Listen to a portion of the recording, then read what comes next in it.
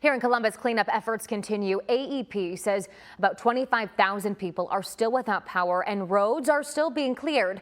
Nick Veland joins us live now in North Columbus. Things seem to are getting back to normal for most of us in central Ohio, right, Nick? Well, it's continuing to rain here in Columbus, but ODOT and AEP says that in the Columbus area, the work is getting less and less with the cleanup. But south of us, that work is still underway.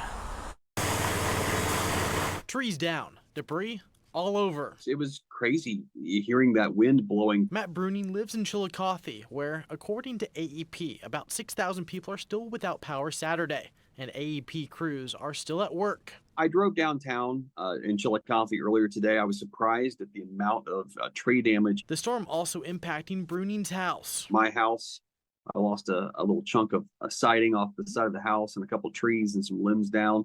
But we're seeing that a lot of places in southern Ohio. This week's storm causing devastating damage across the country. Right now, Ohio Task Force 1 is in Florida, helping clear the damage from Hurricane Helene in Pasco County. Talking to the community and the citizens as we've been walking, they just got done cleaning up from the hurricane last year. So truly, it's pretty devastating. Ethan Heigl is a rescue specialist for the task force team. He says on Saturday they assessed the storm damage for thousands of locations and assisted those impacted. They're saying thank you to us, and honestly, it's almost like we have the easier job, right? Like we're checking on them and we're just making sure they're okay. And obviously, there's work to do, right? And there's rescue stuff that's happening, and you know, there's big motion and wheels in play here. But the reality of it is, their job is going to be a lot harder. You know, they gotta put the pieces of the puzzle back together when we leave in a few weeks. Ohio Task Force 1 will stay in Florida for a few more weeks, working to get things back on track for those residents.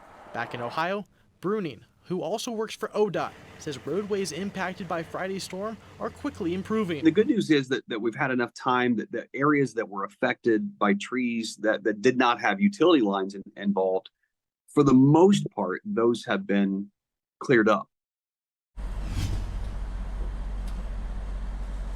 And ODOT recommends going to ogo.com for the most up-to-date road closures. Live on your side in Columbus, Nick Veland, ABC 6 News. All right, Nick, thanks so much. Governor Mike DeWine touring the aftermath of the destruction in Scioto County. Flooding there. That area was hit hard by last night's storms. You can see a lot of debris left over there by the heavy rain. It turned into flooding.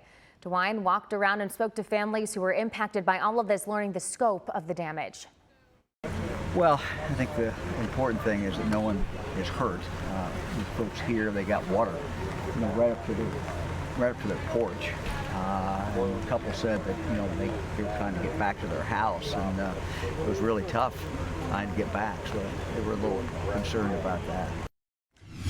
Around the rest of the state, we're showing you photos out of Dayton now. The city also dealt with strong winds and power outages from Helene. You can see several trees there fell on top of cars. Thankfully, no one was hurt there either.